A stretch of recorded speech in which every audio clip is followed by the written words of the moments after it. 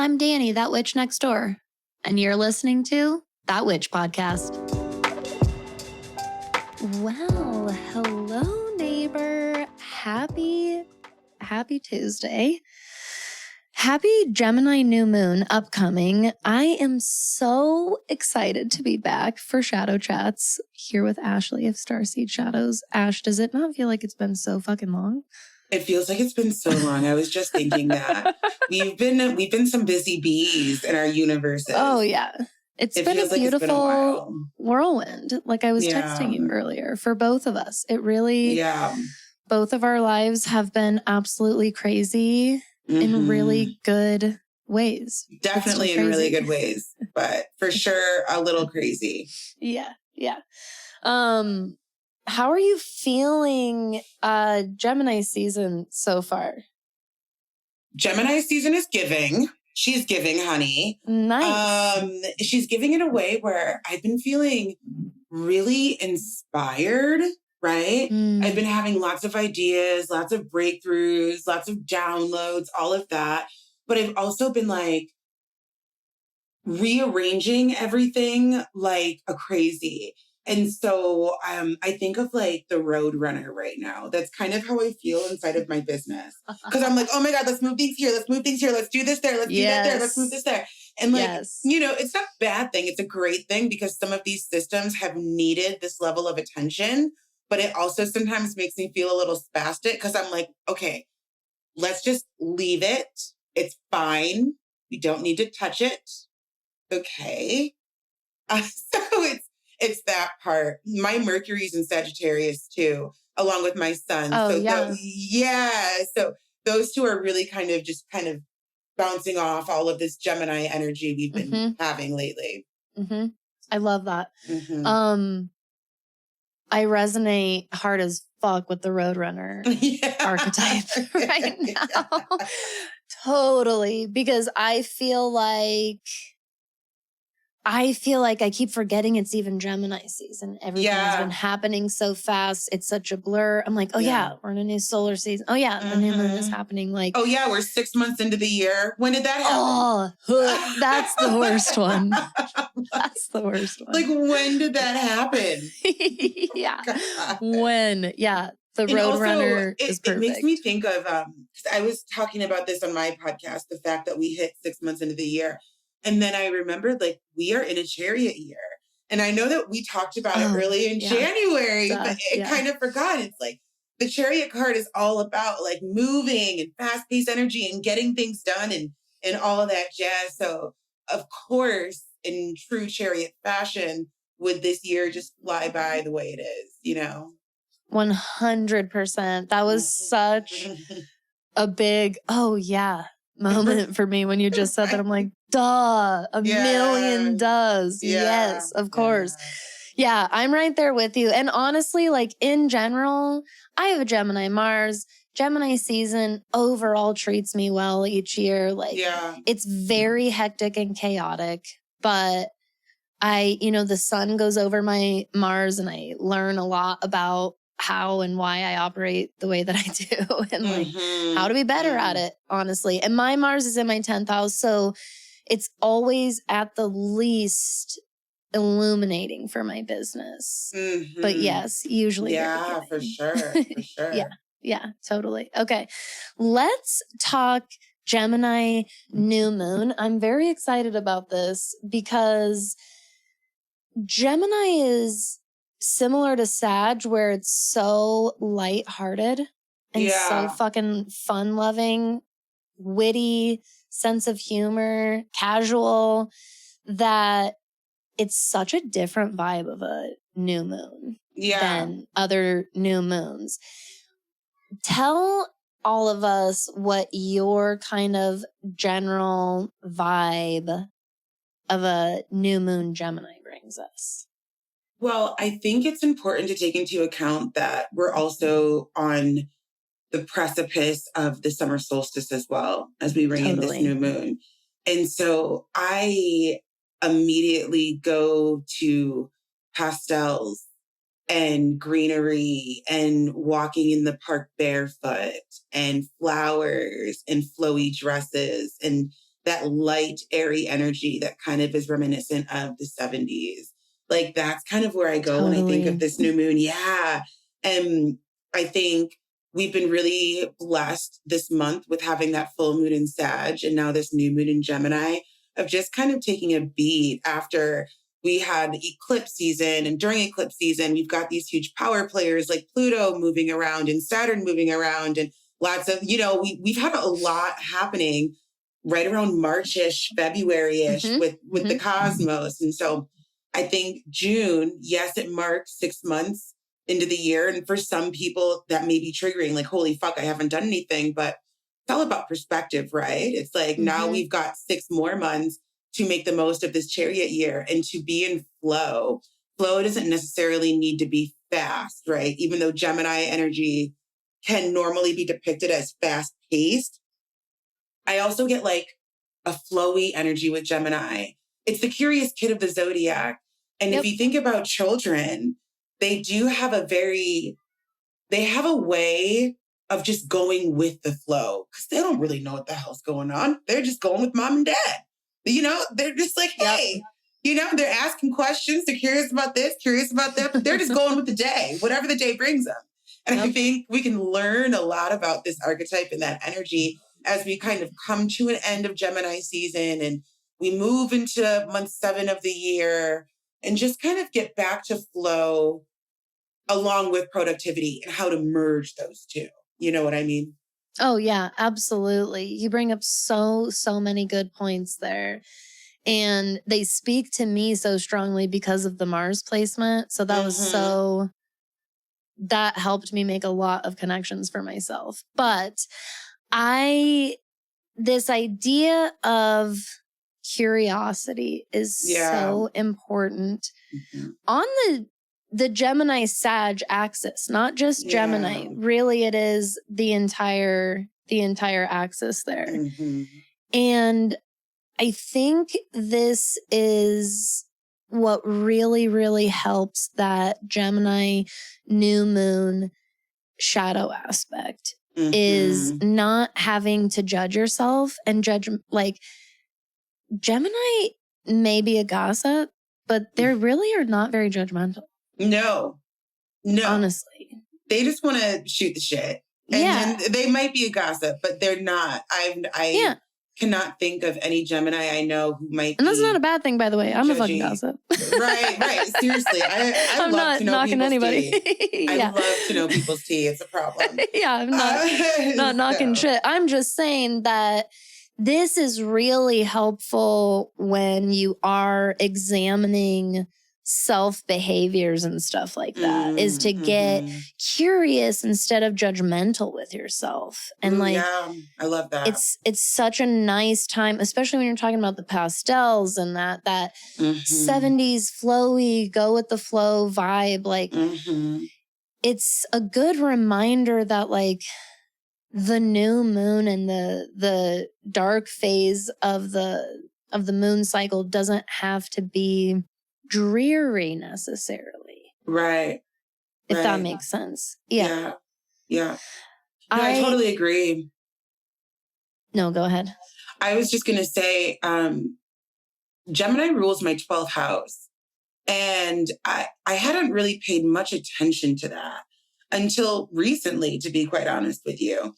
And I don't know if it was that I kind of forgot about it or if it wasn't like one of the shinier things in my chart, But thinking about that, Gemini ruling my 12th house, it's like, well, how does one interpret that, right? And, as you know, the 12th house is the most darkest of the houses. I think it's the one that people often struggle trying to interpret because it's the house of mysticism and shadow work. They call it the house of self-undoing. And so I think about what you were saying when you say, this is the time to be curious instead of judgmental. And it literally makes me think about that.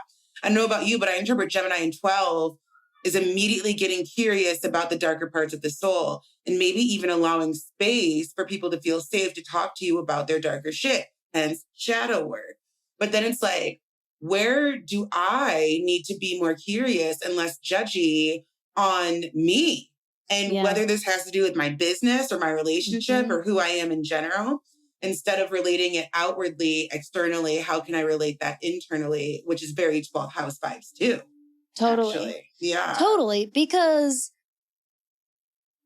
12th house is our direct line to our subconscious. Mm-hmm. And when you can utilize that like positive reinforcement with yourself, yeah, that's so much more effective for creating change in your life for yourself. Mm-hmm. Because Mm-hmm. 12th house feeds into our 6th, into our daily habits and routines, and how we actually bring all of that shit into reality. Which is where my son is. House. Which is where my son is. Yeah. I love that. Yeah. That's cute. She's cute. She can stay. I love 6th and 12th house. One of my favorite house axes in the to chart. work with. Yeah, it's a good one for sure. I'm a big fan of 7 and 1. Oh yeah. Always fascinating. Yeah. Like that, like self versus the other arc. I don't know. I could talk about it all day. Totally. We're such nerds. We're just over here like I missed you. I missed you too. Doing this so much. Oh my God. My heart right now is like, oh, I'm just talking the language with somebody. I know. It's refreshing. That is for sure. It feels so good. So I want to look at a couple aspects from the chart. So for everybody listening, anyone that wants to plug this in, whether you want to pull up the chart itself or take a look at where this is happening in your chart, the new moon in Gemini is happening at 26 degrees of Gemini. This is on June 17th, 2023 at, let's see here, 8:37 p.m. Pacific time. Or no, 9:37 p.m. Pacific time. Yep, Pacific. 10:37 p.m. Mountain time. 11:37 p.m. Central time. Then on June 18th, 2023, that's going to be 12:37 a.m. for Eastern time. So, which by the way, me and Ashley are now in the same time zone. It's so crazy. It's so awesome. Baby. Hell yeah. I'm so excited. I can't wait. We are totally doing an episode together in real life, everybody. So details you to just come. Hold on to your freaking witch hats. Yes. I can't wait. So new moon is at this 26 degrees of Gemini. Juno is at 27 degrees. Ooh. How about that? That's a really cool one. That's a fun one to talk about really quick because no one really talks about Juno. No. Juno is Hera in Greek mythology. And Hera has quite a colorful mythology. I need to know. Tell me. Well, Hera, so Hera is Zeus's wife. Okay. Zeus is god of gods. You have to understand that there's no rules, but there are rules. All gods still had some rules that even like the underworld, like anyone had to follow those rules. But for the most part, he has no rules. And Zeus was known for what they say was true love at first sight. Now, if you read some of the literature, he forces himself on these people that that's what I've read. And very often. And he was also kind of a pimp. To say the least. Yes. And not all of them. There were also consensual, but there was also plenty of not. And a lot of deception and luring and coercion, all of that. Now, Hera is like AKA his main Juno. Wife. Correct. AKA Juno. Okay, which is the Roman equivalent. Yes. Hera has a bitch of a wrath. Okay. Hera's like known for her wrath. And Hera does not usually take this out on Zeus, or at least not to, she was like the picture perfect wife for Zeus. Like it was always everybody else's fault and never Zeus's for stepping out on her. Yes. Right. Okay. And so she's this like ultimate you know, she's terrifying in that way. Mm-hmm. There's a lot of jealousy in Juno's and Hera's mythology. Mm-hmm. I mean, she would kill or have killed not only the woman, but any child that they bore together. Holy like, shit. people would have to protect their, you know, they'd have to protect their children from her. And so Hera has a really colorful mythology. Yeah. And this is why I love talking about mythology and astrology, because it is fun. It's fun and it's open for interpretation. And if you're going to take any of that literally in your chart, that's just a silly way to get yourself fired up. So I wouldn't do that. It is. But they do call Juno the marriage asteroid, yes? Yes. And this is where we start to see some connections. And it is helpful where we can look at Hera as a teaching point, not a model. But we can look at this as a learning opportunity. And we can see that archetype reflected in ourselves. Yeah. And say, where do I overreact, misplace the blame out of, you know, my own blindedness of love or out of my own envy or jealousy or whatever that is. All of our placements in our chart have the ability and opportunity to give us some way to grow. I don't think that any one of our placements is supposed to be straight up detrimental to us. I would agree with that. I don't think any of our placements are detrimental. I do think when we look at some astrologers and, you know, the TikToks and the reels where they're like, oh, you have a square? That's bad. Oh, you know, Jupiter's in this house? That's horrible. I think what really is trying to be said is that, because again, we make our birth charts, that we chose to work through certain themes and certain energies and certain partnerships and or relationships through life. And we have the opportunity to see that in the birth chart. When you're able to read the birth chart correctly, you can kind of see where those areas or pain points, if you will, right, exist. But I don't think any of it is detrimental. I don't think any of it's supposed to be detrimental. I think that's where people go wrong by thinking, oh, I've got a lot of squares. That means it's bad or I'm bad. I don't really like that at all. I think that we're missing the point. We're not understanding the assignment when we look at those things like that. Yes. Which is exactly why this getting curious over being judgmental towards yourself is so fucking useful and so fucking important. Yeah. Because it's so easy to slip into that mindset. Right. I'm bad. I was just talking about this today in a lesson when I was talking about the signs that planets are considered in domicile and in detriment or exaltation and fall. Yeah. And I was like, listen, if you let it, this information can be really helpful. I learned so much about the signs when I learned their oppositions and I learned the planet's detriment and all of that was so helpful to me. When you look at that and go, oh, I have a Mars in Libra, that must mean I'm fucked. Like, no, exactly. That's not what that means. That means that you're probably going to be working through some relationship issues. That's all. And for some odd reason in this lifetime, that person decided that one of their main pain points was going to be moving through that. And honestly, Mars and Libra, I would probably say that person has a hard time.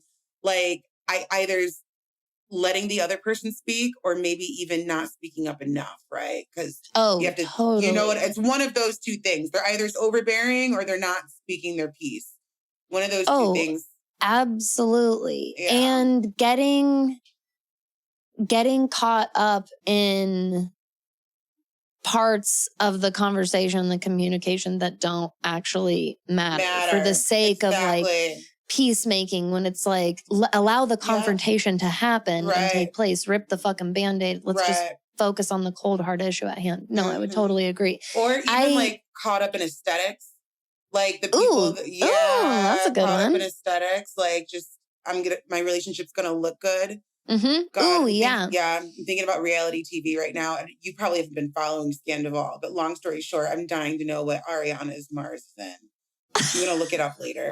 Those of you guys who know what I'm talking about, feel free to DM me about it. I have not fallen down this rabbit hole yet. I just got off of the Selena Hailey Bieber drama a little while ago, which was hilarious. Yeah, so I have sleuthed the fuck out of that. I have a YouTube video on cue about that because I heard there was something going on, but I didn't know what. So I don't know what that is, but don't tell me because I'm going to find out. Yeah. Oh, but same. The Scandival drama. Oh my God. You're going to be in a rabbit hole. I have not been able to stop. It's been crazy. That's what Gemini season does to me. Yes. My celebrity gossip rabbit holes spikes exponentially. My Facebook timeline turns into garbage. Oh my God, I did not even put that together until just now. I've been listening to so many podcasts on Scandival and watching YouTubes on Scandival. I've been watching Angie Cohen on Scandival. I can't stop. Hilarious. I want to know all their business. It's ridiculous. This is perfect raw example of Gemini energy right here now. Gemini New Moon energy. This is perfect because this is totally like, I get so bad about it that sometimes I have to like turn around and be like, how long did you just fucking spend reading about this? Oh, my Danielle, God. what are you doing? You just went through like 18 Wikipedia pages reading about because I am ridiculous because I have the Gemini Mars retrograde in my chart. I comb through every like if I latch onto something, I have to comb through every single detail. So I'll go through the Instagram drama, and then go read all of their Wikipedia pages. And my God! It's ridiculous. And then I have to be like, dude, how long did you just? And I'll be like, wow, it's like 2:00 in the fucking morning. Awesome. And I've just been staring into the screen, reading what for myself. But also too, I kind of love that for us though, because Gemini season has a way of just us being a little lighter, not being so serious. So serious. And so like, I got to get this done. Yeah. And I got to get the to-do list done. And I got to deal with that.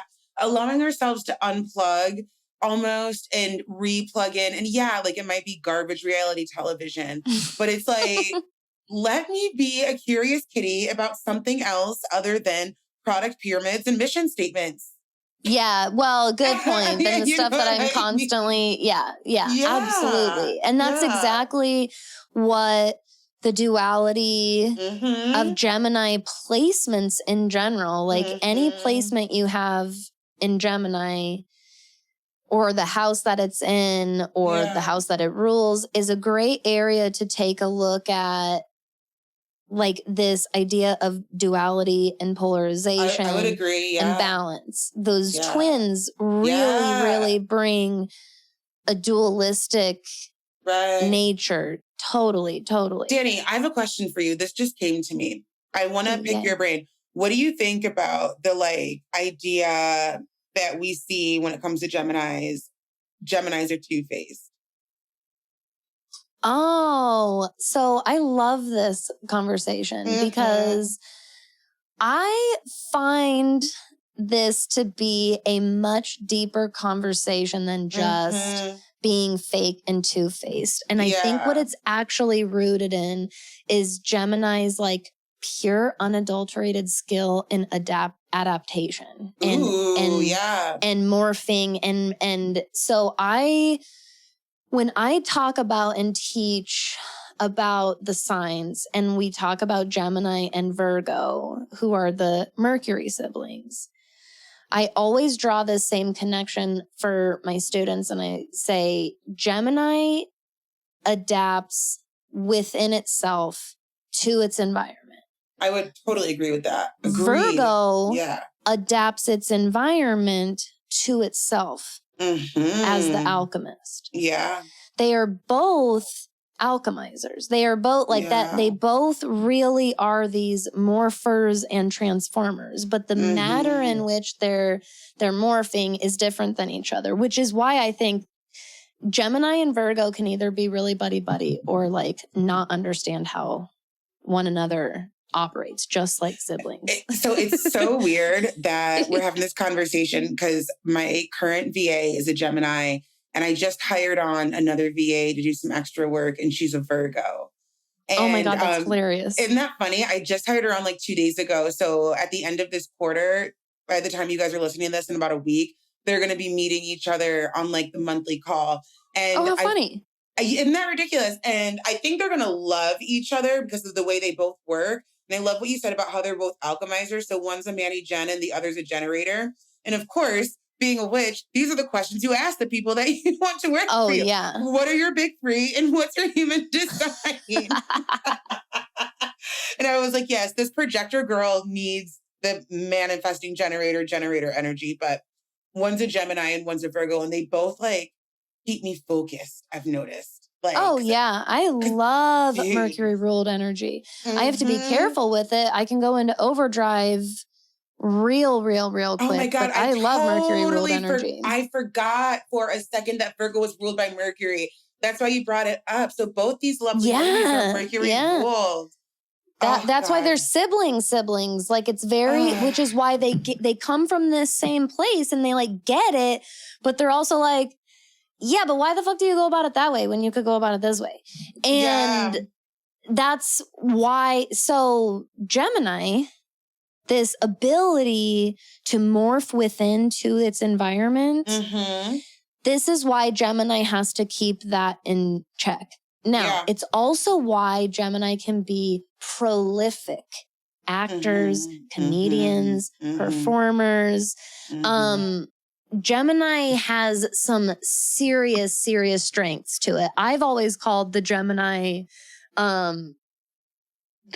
strength, I call it the spin. I can put the spin on anything. I can put the spin. Not the spin, honey. I can get like in and out of anything. Like dicey little situations because I can go in and do just enough schmoozing and just enough laughing and just enough distracting to spin and get out of there. Yeah. And I used to, one of my jobs before I did this was I was a financial coordinator at an oral surgery office. Really? Yes. And I cannot imagine. I can't picture it, Danny. Good. No. Because it was my job to not only research dental insurance and talk with fucking insurance companies all morning. In the afternoon, I had to meet with patients and tell them how much their giant treatment was going to cost. Yes. And so I had to learn, I had to learn how to have those really hard and uncomfortable conversations with people. And that was when I learned about my chart was early on at that job, was when I was working there. I would like secretly study witchcraft and astrology at my desk. And that's when I was like, that is my Gemini Mars. I can put the fucking spin on anything. I could do it with bosses. Like I could do it in dicey situations with like a bouncer at a bar or a club back in the day. It was This is where that two-facedness comes from. And this is why Gemini and in general, Mercury ruled energy has to be careful as it's easy for them to take things too far. It's easy for Mercury ruled things to go too deep and too far. Yeah. And this is why I think they can like lose identity and lose themselves in other people and in their environment. And it's really important Gemini practices like inner grounding, not just earth grounding, but like self-grounding.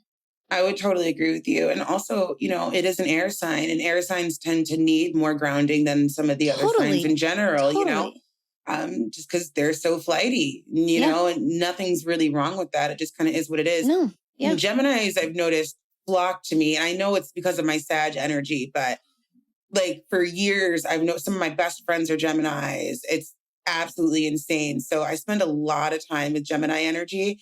And I would definitely agree with you that adaptability, I think, is a beautiful quality of the Gemini. And I love what you said about that two-faced conversation needing to be something deeper, because we both have talked about on this podcast multiple times before, like pop astrology and all of that. And that's one of those things, you know, they say Gemini's two-faced, so Gemini's two-faced. And it's like, I guess, you know, what I'm getting at is, you know, our dear listeners, that if you're listening to this podcast, a deep part of you resonates with astrology. So it's almost kind of like we need to start course correcting some of the conversations around astrology if we want to see our craft, our science be respected by all and not generalized, you know, like my aqua moon, I guess, is feeling activated right now, but not generalize people through these statements like, oh, you're a Gemini, then you are two-faced. That's just so far from the truth, you know? So I just felt the need to say that.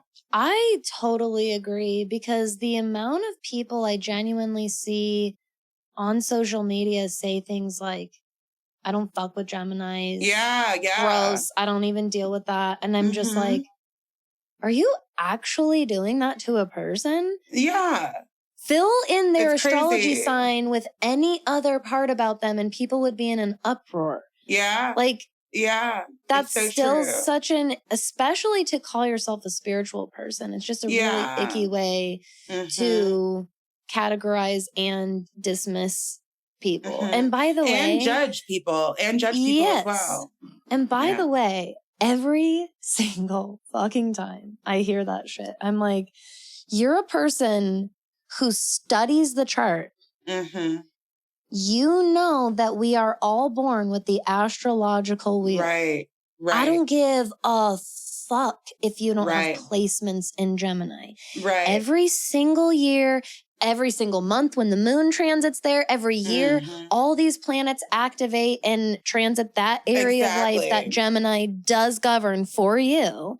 Right. You have that part of yourself in your chart. And most of the time that people, I find, I don't know if you agree with this, but I find that most of the time people are that strong of a hater toward a sign. It's a total inner projection shadow thing. Oh, totally agreed. Totally agreed. And going back to what you were saying about, like, if you don't have anything, you know, we all have something. Like, so there's no planets in my 12th house, but in Gemini rules my 12th house. But Gemini still rules my 12th house. So anything that's transiting Gemini is activating my 12th house. And can also be said, because there's no planets in my 12th house, that also just means that in this lifetime, the house of mysticism was taken care of. My 7th house is fucking stacked. So I had to work on some 7th house shit. Exactly. In this lifetime. You know, that's it. That's exactly. What that, you know. Empty houses are those areas of life that your higher self and your spirit team, when you're mapping out your chart, you're basically like, hey, we're only going to kind of really focus on this area of life when it gets activated by certain, like at certain times when it's necessary. The rest of the time, this is going to be your hot mess. Yes, exactly. Exactly. These are the fires. No, I totally agree. So we kind of tangented a little bit. I wanted to kind of go back to Juno. I love what you said, how Juno's going to be conjunct the new moon. Like, and I got some vibes about that. That's an interesting aspect, isn't it? To me. I think it's interesting. What are your vibes that you're getting? Like, I'm immediately going to relationship, marital. Me too. Okay. Oh, yeah. That's exactly where I'm going. So this is a really good time to, there's potential here to have a lot of fun, especially in long-term marriage that could use a little bit of fun. Number one. Especially with the deep, like the sultriness of a new moon and the dark vibes. Like this could be a really, really fun time to get playful together. Yeah. And like get curious. And Gemini placements in the bedroom do usually have a good reputation, by the way. I would agree. Gemini, Mars and Venus and Moon. I've been in like so many hilarious Facebook astrology groups and tarot groups over the years that are for a multitude of things, including sextrology.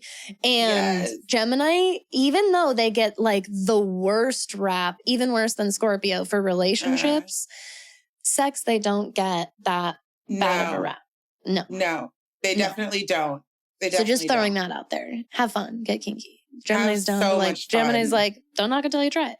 Exactly. But I also see this as like potential for the immature couples, immature marriages might struggle through a new moon like this. I could definitely see that.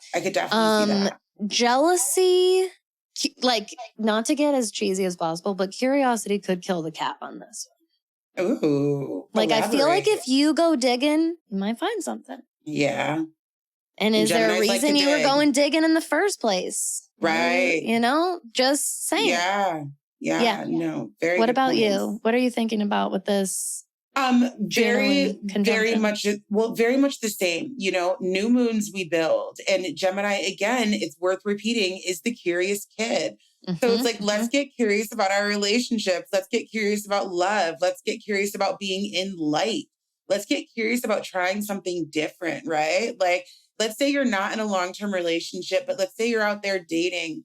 Maybe you go somewhere that you haven't gone before for a date, like rock climbing or fucking mini golfing. You know, like doing something out of the box. Gemini is really comfortable being uncomfortable. Gemini wants to try different fucking things. Yeah, I agree. And so right along those same lines, I think this is a really great time to explore your sensuality, your sexuality, and your muscle with relationships in general, whatever that looks like for anybody listening, right? Just allowing yourself to explore without inhibitions. Totally. I think that's going to be the bee's knees to get even more corny for anybody listening. Yeah. And this is so Gemini too, to be cheesy and corny. It's coming through so fucking strong on this episode. It's hilarious. It really is. It really is. I love that. I love that too. I think that when I saw this, like, I instantly was like, oh, that should be a blast. That should be a blast. Yeah. Let it be. And if curiosity is killing the cat and you're like dying to go through their phone, I'd ask yourself to start getting a little real about the merit of your relationship in the first place. Like, totally. And you have to get to that point. This is Juno. This isn't Venus. This is a long-term relationship placement. I'm not talking to you about like your 2.5 month fucking fling from Hinge or whatever. Like that's valid and fine, but that's not a Juno relationship. I'm talking about the relationships that have probably been going on a little bit too long. And I could see this being, new moon brings truth. The darkness always brings out our intuition. The darkness brings illumination, honey. Totally. And no, I would totally agree with you. And to your point, that idea of that immature Gemini sort of energy and new moons illuminating almost. Like, yes, full moons illuminate, but like you said, in the dark, we see the light. So there is this idea of, where do you want to be inside of your relationship? We're in a new moon. We're in 6 months we've got 6 more months until the end of the year. Where do you want to be in your relationship and what things are you actively doing to get there? Totally.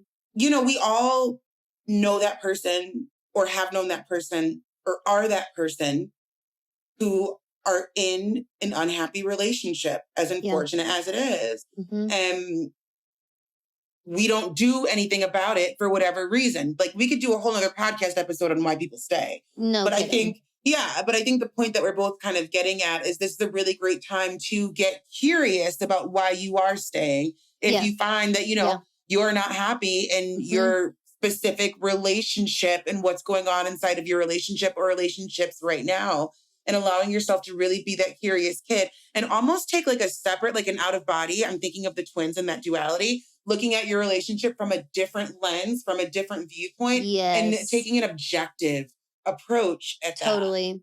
You know, that could really help. Be some shadow work. Yes, that is perfect. And you know what's funny and what that brings up for me too is there are 2 kinds of unhappy long-term couples. Yeah.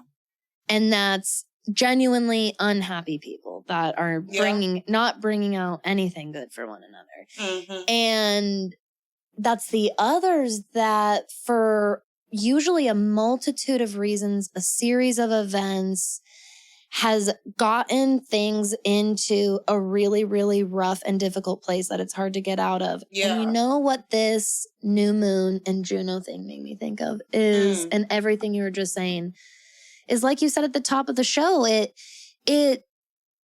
can also be an opportunity to stop fucking taking yourself so seriously and just have fun together again. Yeah. That the solution to help your relationship, any kind of stagnancy or difficult times, might just be as simple as fucking laughing together again. That's it. It could just be that simple.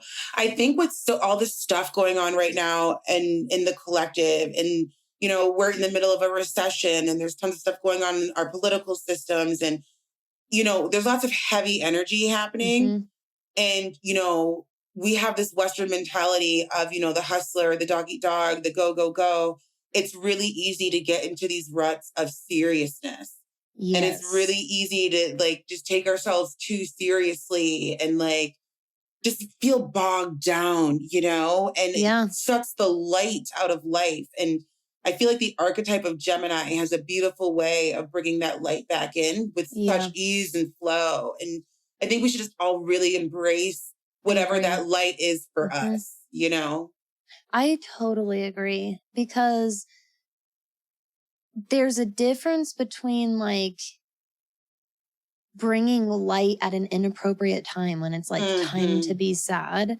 Yeah. But there's the idea and the concept you're talking about is, listen, like the truth is like, if you want to, there are plenty of reasons to be pissed and sad every single day in our world and our society and our culture. Right. And are you going to let that tell you get to never laugh again and you never get to smile again? And like and Gemini and Sag, that axis really reminds us of that. That lightheartedness and that fun reminds us that like there is space for all of the experiences and all of the feelings, and any joy and fun that you experience doesn't take away from and diminish any of the difficult experiences that you or other people are going through. And this can be a really, really good time to just get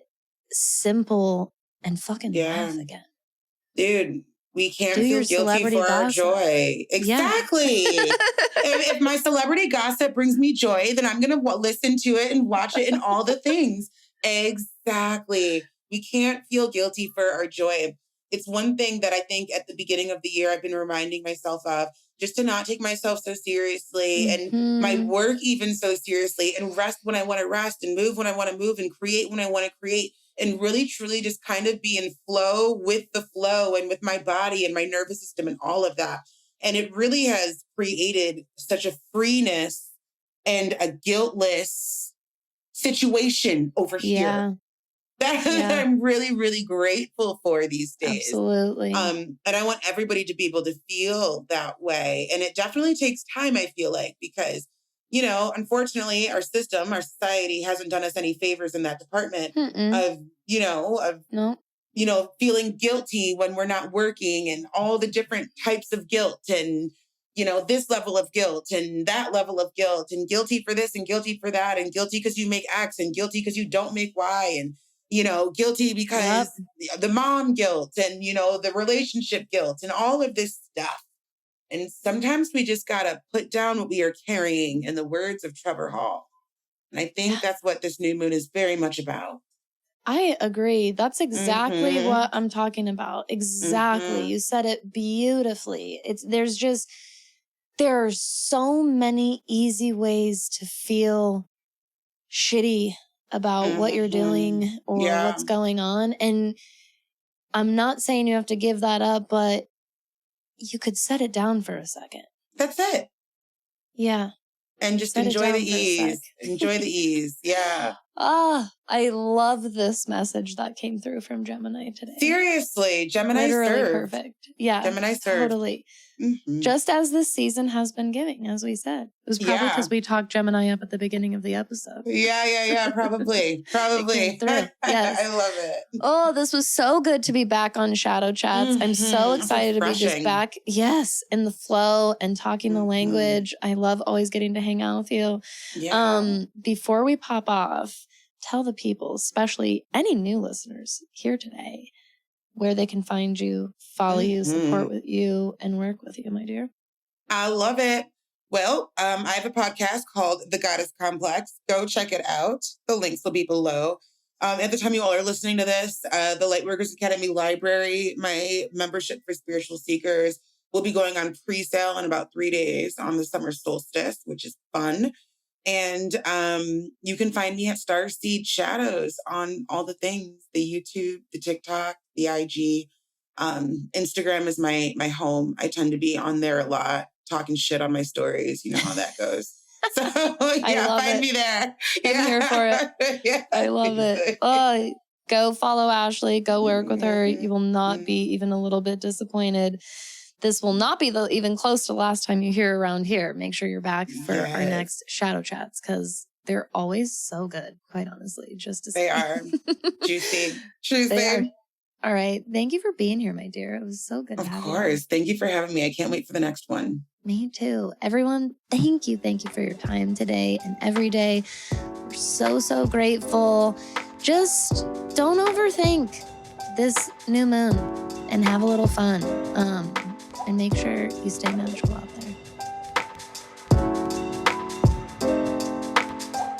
Thank you so much for listening. If you enjoyed That Witch podcast today, I would be super, super grateful if you would take a moment to head over to Apple or Spotify and leave a rating and review. It really helps to support the show.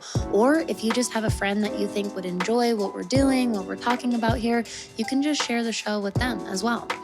Now, if you yourself like what you're doing here and you want to get more into the magic of the neighborhood, I highly recommend checking out my monthly membership, That Witch School. It's kind of like a witchier, more interactive style of Patreon subscription where you can enroll at a tier level that fits your lifestyle and budget. You can get instant access to all of the bonus content that we've already done, as well as all of the future amazing to come bonus content that we'll be doing in the future together. There's exercises for strengthening your intuition. There are loads of resources for studying astrology and learning your birth chart. We've got guest workshops, bonus episodes, exclusive discounts, and so much more. My full-time students also get exclusive access to Mighty Networks, our private online community platform, which is basically like a way better and way more magical social media platform with a bunch of really cool people like you that just want to learn from and support one another on this witchy spiritual journey. If this sounds like something that you would really enjoy, head over to thatwitchnextdoor.com/enroll and explore the tier level of That Witch School that would fit you today. Now, if you have any questions after the episode today, any inquiries, show suggestions, anything you'd like to share with me, you can head over to thatwitchnextdoor.com/conjurethatwitch. Remember, I'm just always right next door.